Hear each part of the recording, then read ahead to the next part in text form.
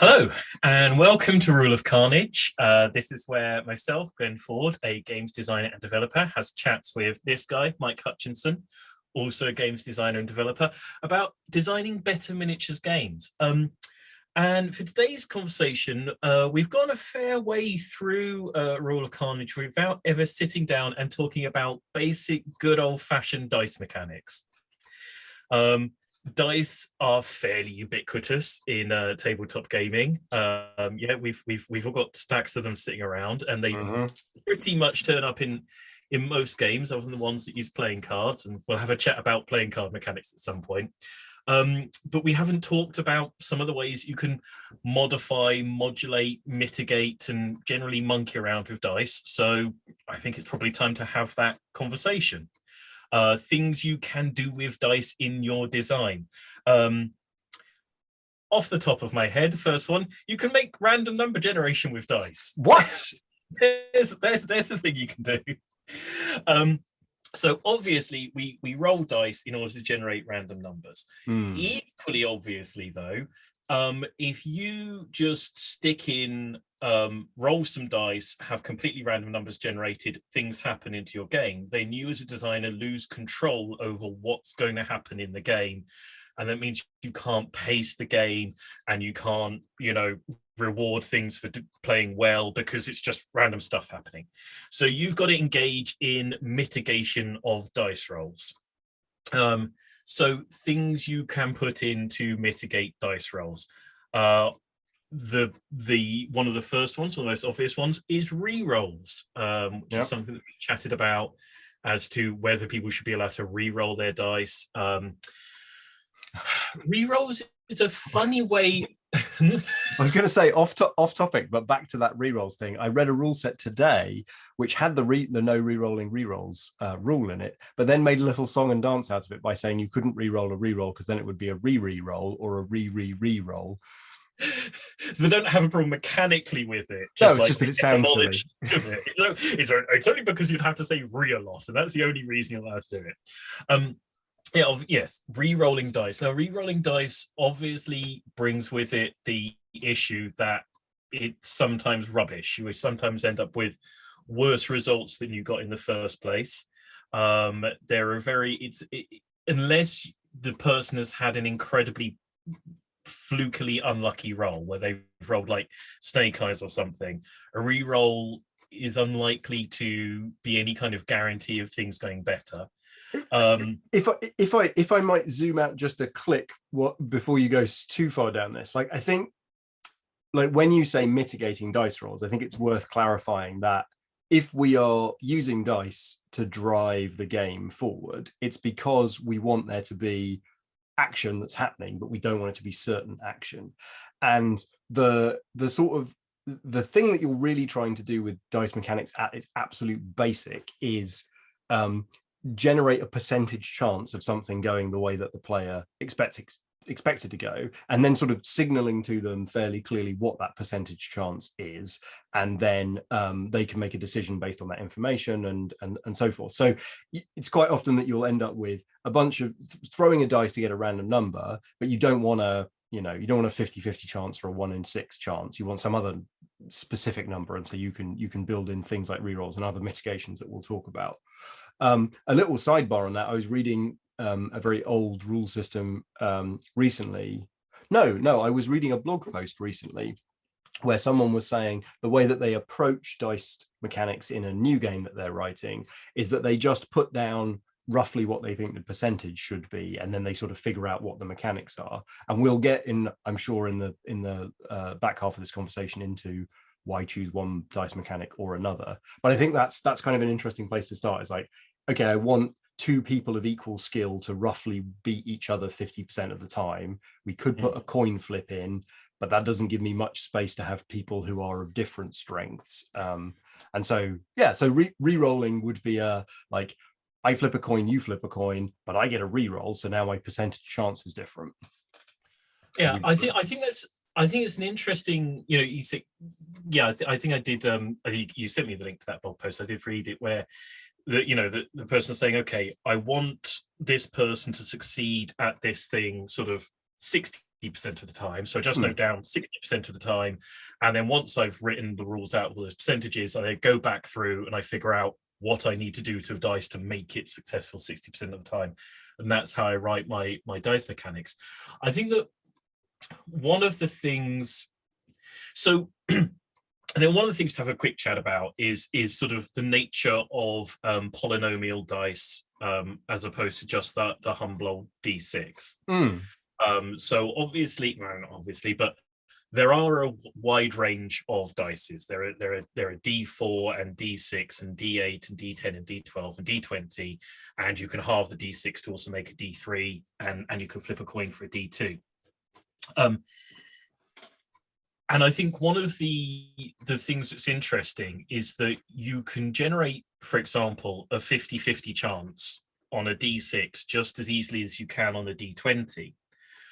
But, for example, if you're using crits and fumbles in your game, then the D6 and the D20 have very, very different qualities. So if you say, okay, I want this guy to succeed at this thing 50% of the time, so I'll make it 4+ on your roll. So I'll just say, okay, I'll put a D6 and put 4+. Now you succeed 50% of the time. It is sort of, they are interlocking things where it's like, okay, you could do it with a 4+ on a D6, or you could do it with a 11+ on a D20. But how does that work with the other things you put into your game? How does that work with the crit rolls you put into your game if you've put them in, or the fumble rolls you put into your game? How does it alter the nature of re-rolling? Because there is a difference to re-rolling different dice, especially with different modifiers, and so I think it's worth considering that there are things that dice do other than weirdly generate a straight up percentage chance on a given dice roll. But they're all certainly things to consider. Yeah, no, I mean, I think, we probably, I can't remember if we haven't talked about cards yet, but like, one of the things I love about cards is all the affordances that they provide.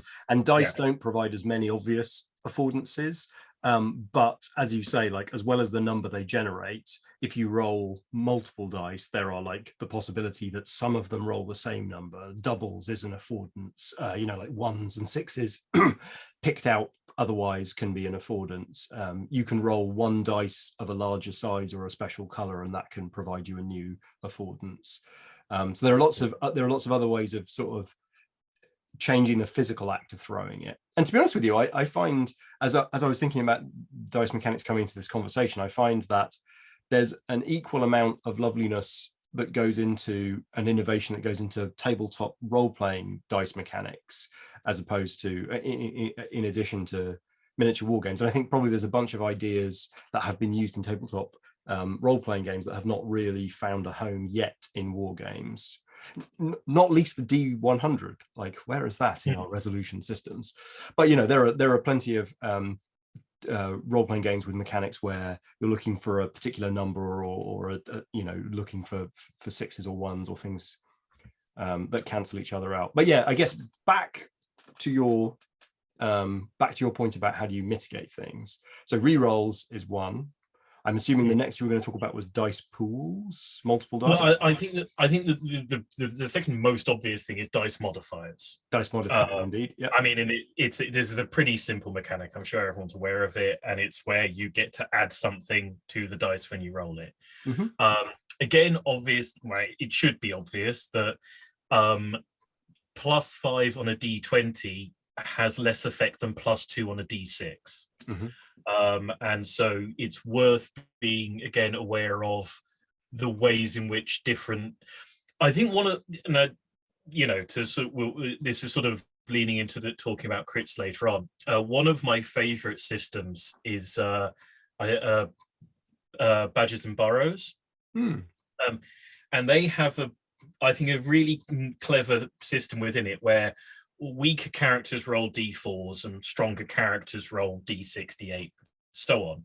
But whoever you are, the top number on your dice is an automatic success. And it gives this lovely sort of little, the lowly, weasel or whatever can defeat the mighty badger, and has a much higher chance of critting because they have, they've got a 1 in 4 chance of critting, even though they've got like the rest of the time, like maybe a 10% chance of actually beating somebody who's rolling a d10, apart from the 1 in 4, 1 in 4 chance where they're critting.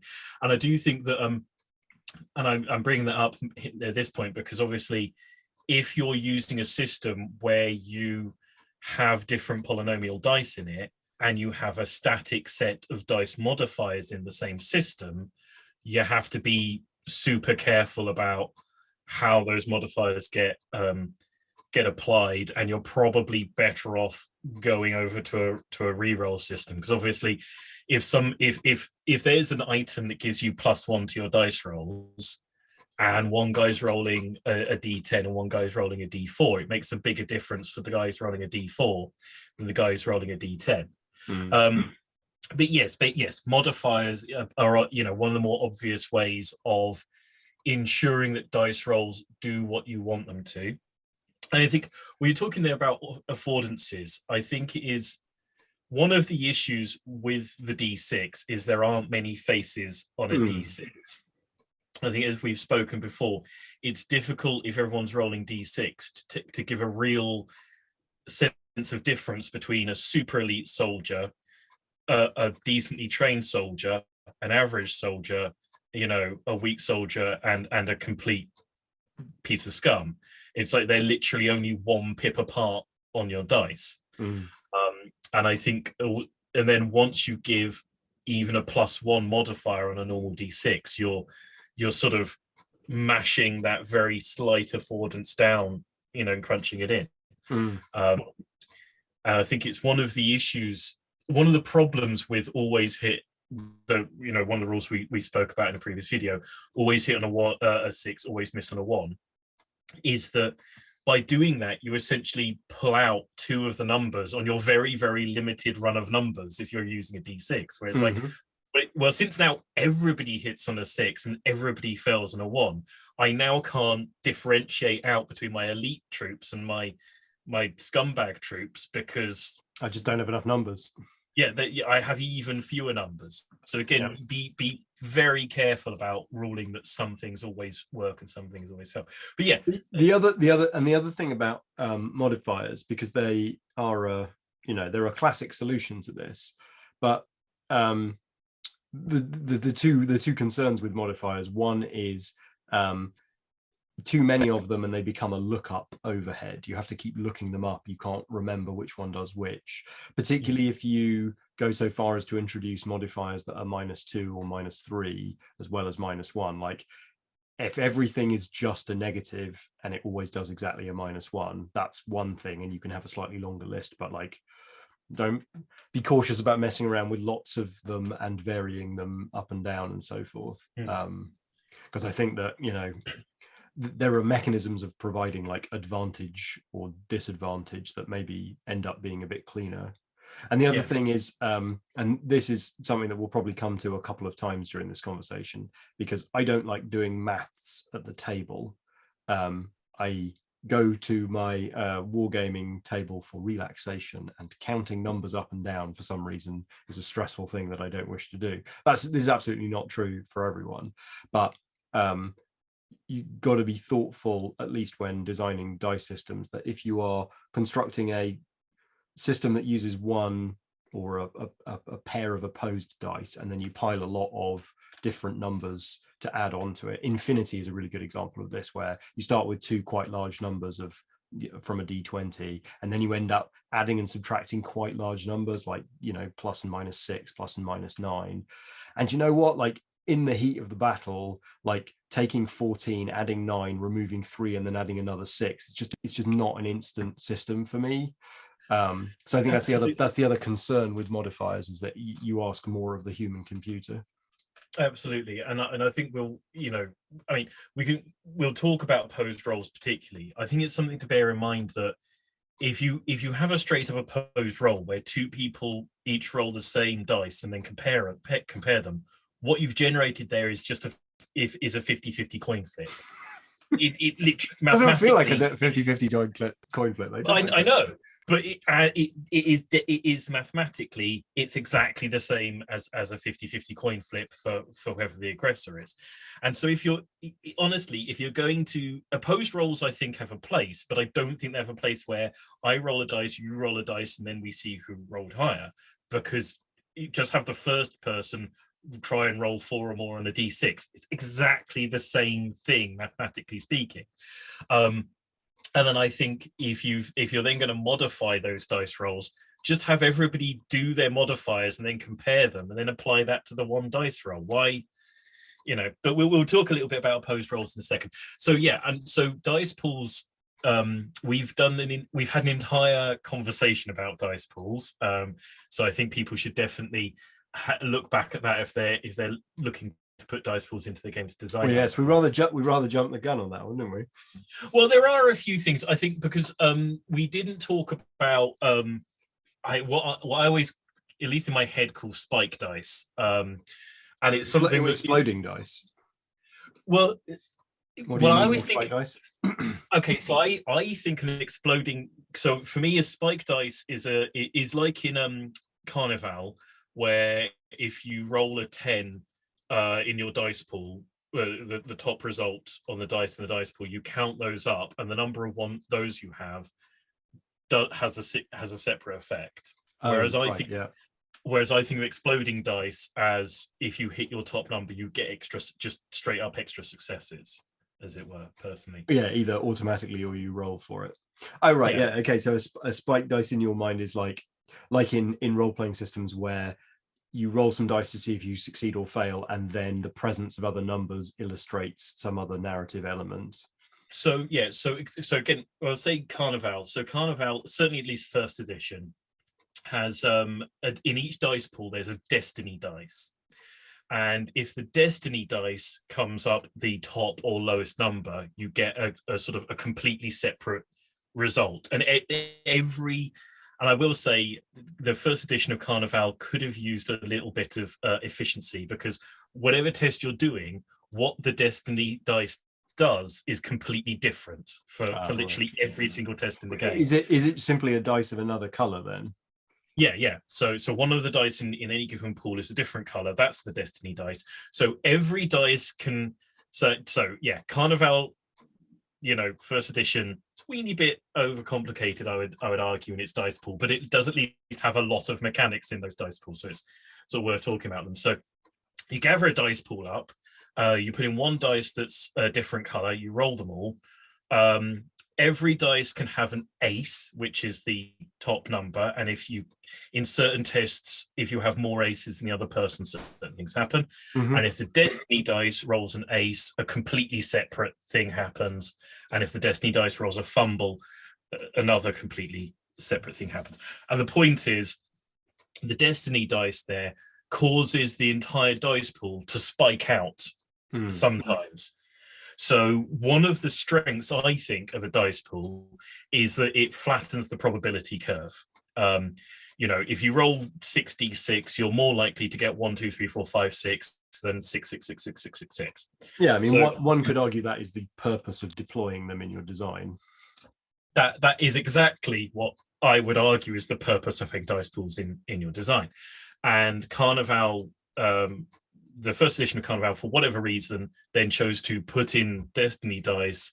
That means that the dice pool completely just spikes more randomly than just rolling a single dice for your events, because it's really, really, it's flattened out most tests, and then like one test in 10 just goes bang right off the scale.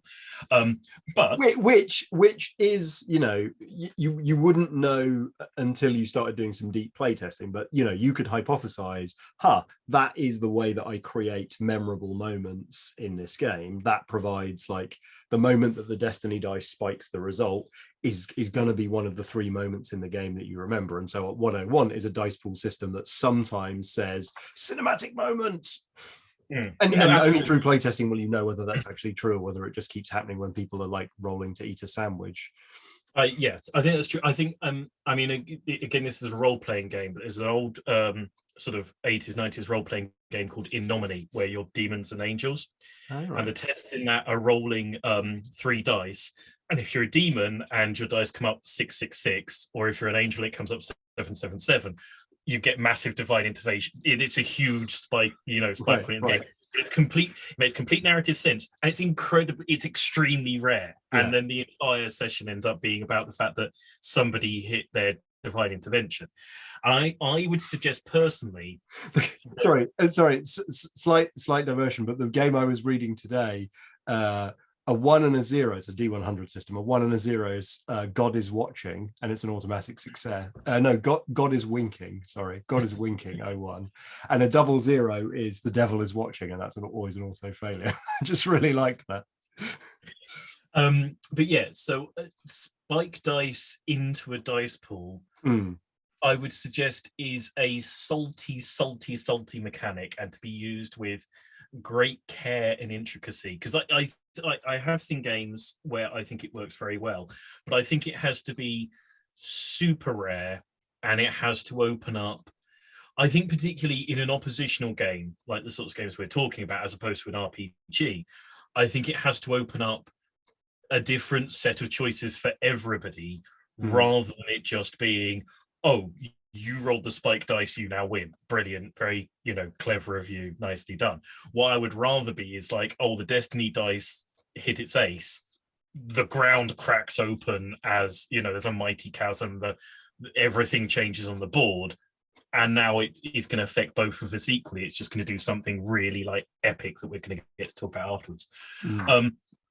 I would say a sort of corollary to that, or the other side of putting in spike dice, there's a system. So I was just saying to Mike the other day, I just finally got around to reading the rules for 7TV, and it's got some really interesting mechanics in there. And what they have in their dice pool is, you roll a dice pool, you then pick the highest dice, and then every dice rolled over a 4 or more adds 1 to that dice, and that's your result. So in many ways, it's almost the opposite of spiking the pool. It's a sort of flattening in many ways of the pool, where it goes from sort of lots of potentially up and downy results to a single result.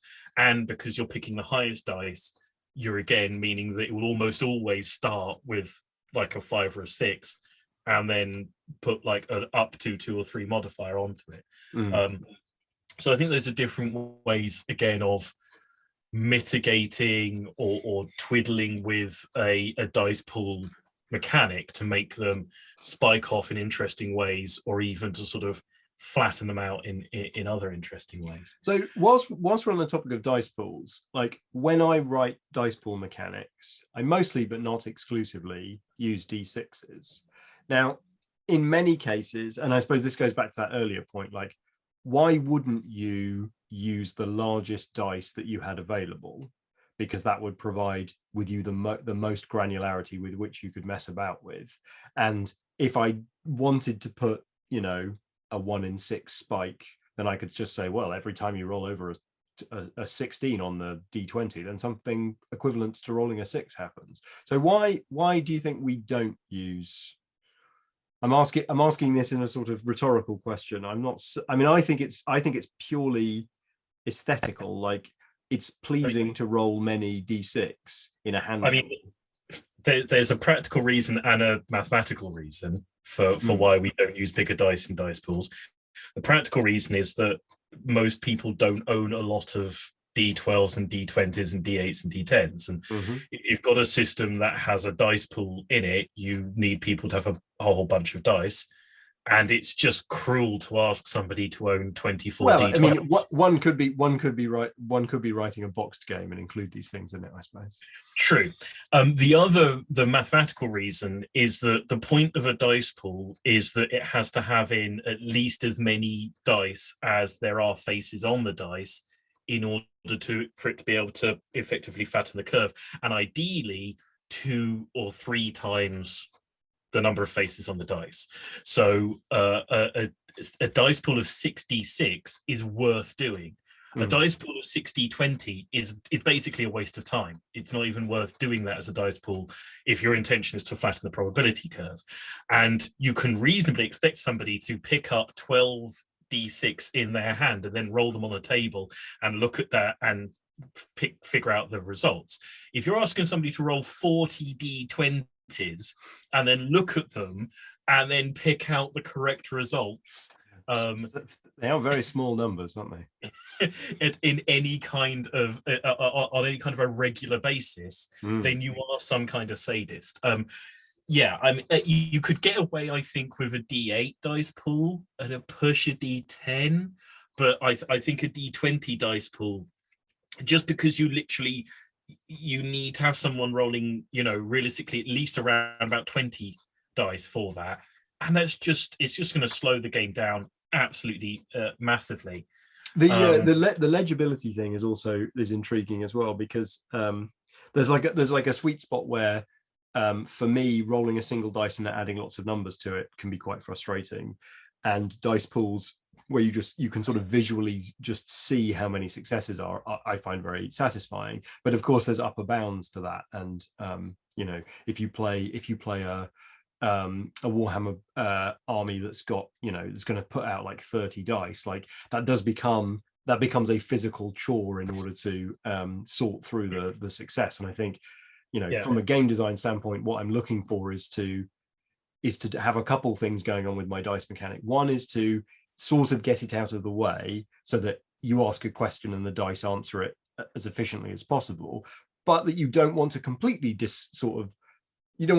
ruin that, ignore that moment, because there's also a moment there where you could introduce some decision making or introduce some theme. And so like balancing the how much time should we spend during our dice mechanic with how much is this generating thematic and decision making juice, I think is important. So rolling 40d6, trying to find all the threes, like that isn't doing anything. That should be different. And it's a bit of an aside, but rolling a large dice pool and then get people to pick things up does introduce the social problem wherein people who roll a large dice pool and then pick up their successes should have their knuckles broken. It ought to be illegal. It's a wrongness. You roll and then you can pick up your failures as much as you like, and then the other person decides how many successes you got.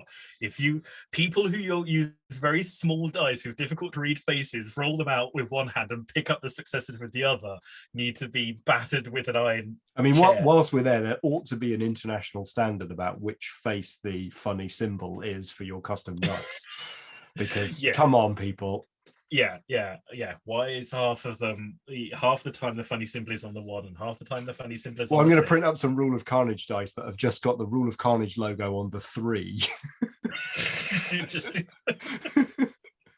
just so every time you get a whole bunch of the logos, everyone goes, "Oh my god, what an amazing roll!" No, just all 3. That's the most banal roll you can have. The Rule of Carnage is the roll of banality. Okay, so we're talking about the sort of crits and fumbles a little bit. I know that you are a fan of exploding. I'm a fan of a little bit explodey dice. I quite like the little bit of explodey dice.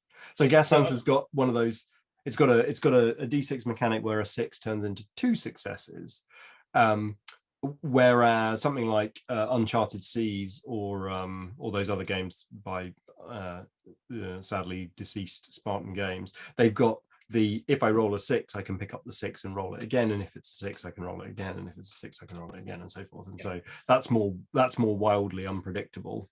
And I think that is the official version of an exploding dice. It's just like we've talked about this before, like when something can happen any number of times, normally the right design answer is to make it happen a maximum number of times. And so in the case of Gaslands, when you roll a 6, it just counts as 2. And it also saves rolling more dice, and it saves the faff of working out which ones did I re-roll and were those in the original pool, and there's some physical faffing about that happens there. But for me, like, I mean, the exploding dice mechanic is simply a, it's the same mitigation thing. It's like in the other direction, I want to control the probability to be within a spread. And then I want to provide these little escape valves where something spiky can happen. And so 6 is doing double damage is just a little bit of a spike. So I could, with 4 dice, I could potentially get 8 damage on you. It's more likely I'll get 2 or 3, but there's a little possibility of a spike and therefore a narrative moment.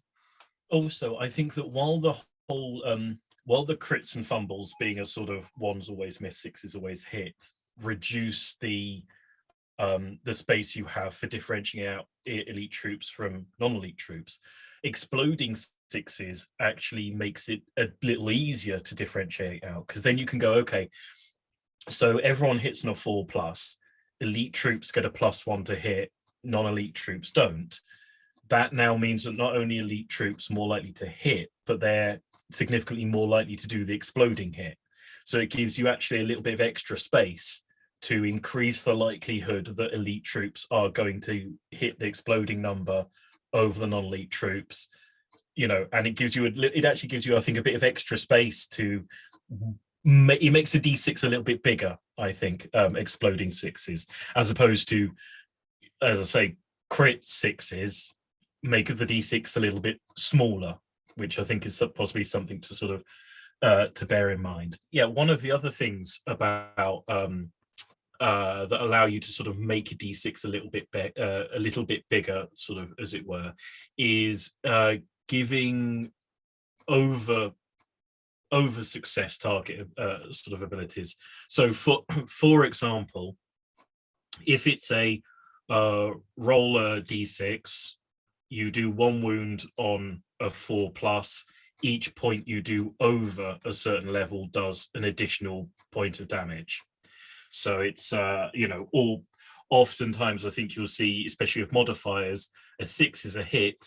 Every point you get over a 6, because of your modifiers and your big dice roll, is +1 point of damage. And by doing that, you make d6. You can make a d6 a lot bigger, because at that point you've got a d6 with a sort of, not infinite, but with a significantly larger sort of range of results available to people.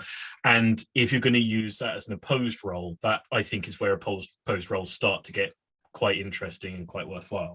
The way that you describe that there actually sort of brings to mind, like, one of the ways that I visualize this whilst I'm designing is I will quite often think about, like, I'll think about a little sort of slot, and those are the numbers that I want to be accessible to this model or in this situation, and sort of what the beginning number of that is sort of like maybe what the stat should be or what the modifier should be. The width of that set of numbers is clearly the size of the dice that I'm going to roll.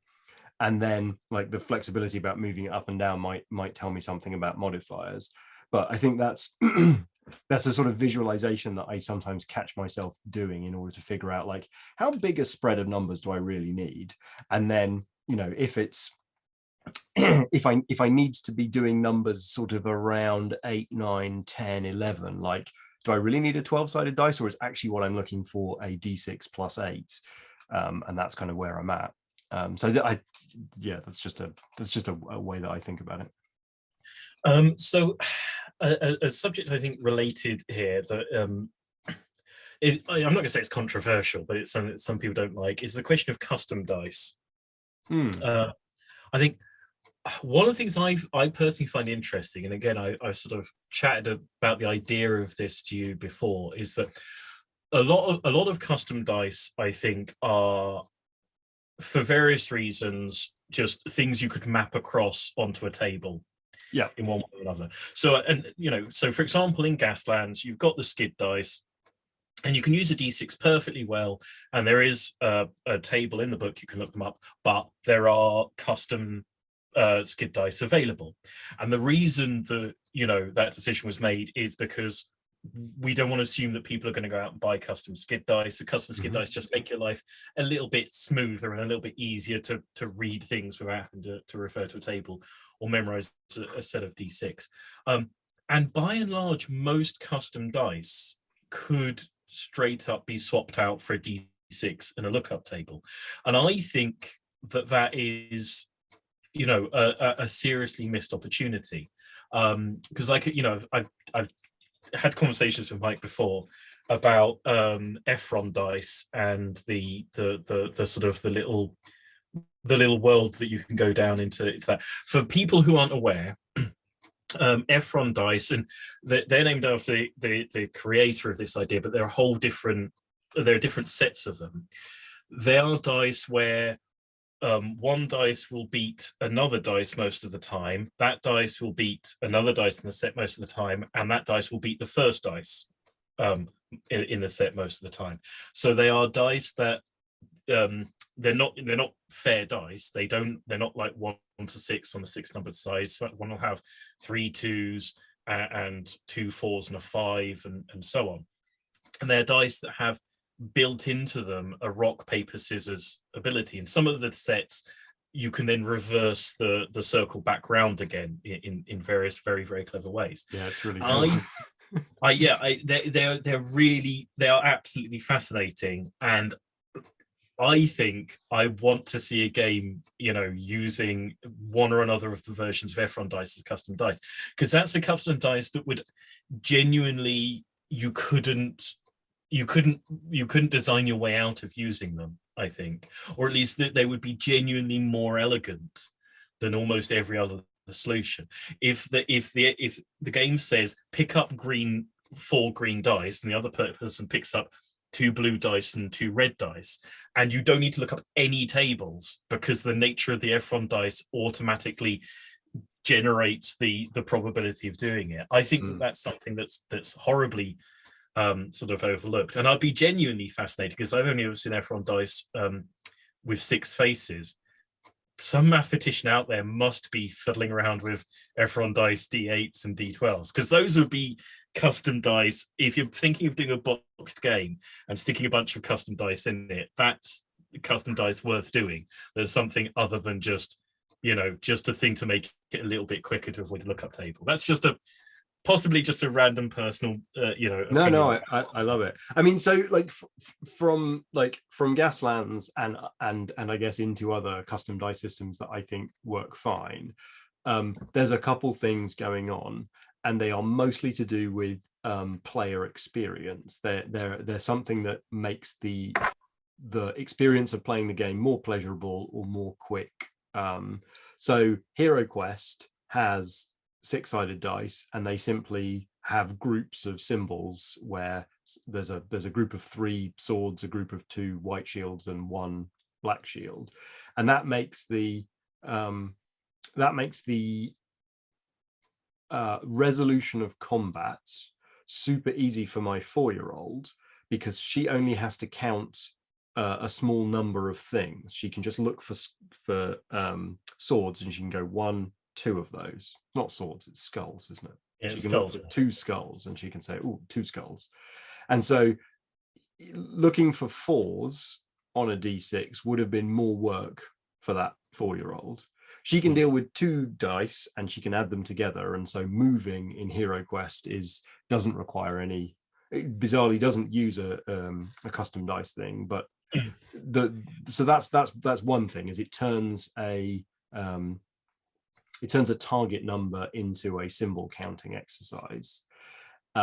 In something like the Conan miniature board game, that uses different colored dice in a very classic way, where the red dice has a couple of faces different to the blue dice, which has a couple of faces different to the black dice, and that means that the red one's the weakest and the blue one's the medium, and the black one's the one that's got lots of attacks on it. And that is essentially just a modifier, but it's done in a way where it's just like, oh, I've got a big axe, that's 2 black dice, and I throw those, and again, I don't have to do any maths. I'm just looking for symbols, and the color of the dice has told me what I'm doing. Now, as we've talked about in the modifiers, like that kind of crunches your design space quite a lot, because now you can't move around within the dice faces that you've got. You've only got those dice faces to play with, and then you have to worry about, okay, well, maybe I have to roll more dice and ignore 1, roll 3, drop 1. Maybe I need to introduce rerolls in order to mitigate that. And then the third sort of observation is that for Gaslands, there's a deliberate engineered relationship between the symbols on the dice and the symbols on the template, so that whether that's the symbols that appear on the little Gaslands template gear rung, or whether it's the the symbol on the slide template. Like these things are designed to sort of explain themselves to a degree in connection with each other. And when I get a hazard from a hazardous maneuver, like it's like, and I can literally take a dice and just pop it so that it's showing that face, and it sort of explains what it's up to.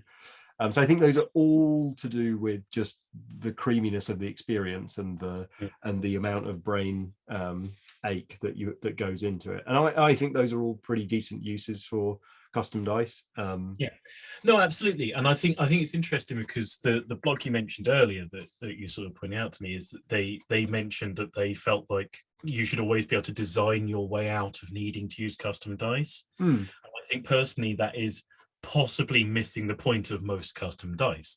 Most custom dice are not there because the designer couldn't make the game work without using custom dice. A lot of the time they're there because the designer's gone, you can totally not use these. It'll just make your life more pleasant. In much the same ways as, you know what, we don't need to play these games with actual miniatures and actual buildings. You can happily do it with bits of paper and tokens and things like that, but it just makes your experience a bit better using, minis. And by goodness sake, if I'm going to put down a £200-300 worth of miniatures, then I'm going to pay £4.50 for a couple of dice to make that a more enjoyable experience. So before we sign off, we did mention opposed roles, partly because I was slightly scathing about the idea of opposed roles that have to do with rolling dice and comparing them. So we should probably quickly sort of speak a little bit about opposed roles as mechanic. So I think where they are worthwhile is where you have a sort of a set of statistics and a set of roles, and then they sort of come together to find a target number, rather than you literally roll a dice, I roll a dice, and then we compare. That's an almost literally pointless waste of time. But if it is a case of there is a sort of an integration point where I roll a dice, add it to my stat, and that gives you a target number for your dice plus your stat, which is not the dice and stat that I rolled, then I think opposed rolls can be worthwhile, because that allows you to then have high dice and high stats flattened out by a table that sort of can work as a sort of an interim between the dice roll and the target number. So, for example, have you seen an example of this one in the wild? What was it? I want to say Dracula's America, but that's because I've read about 5 different rule sets in the last 3 days. I want to say it's Dracula. I have, and I'll put up a picture of the book that I saw it in. What's this one? But I think that to a degree, Warhammer, you did this, where you compare your stats without a roll, and that gives you a target number, and the target that table had like a quarter of the table was all like 5+ or 6+, or the very, very corner of the table is you cannot hit. And that's a version of where, if I've got a weapon skill of 10 and you've got a weapon skill of 2, it doesn't mean that you can't possibly hit. It just means you look at the table and you're hitting on a 5+, just like a lot of other people on higher weapon skills are still hitting me on a 5+.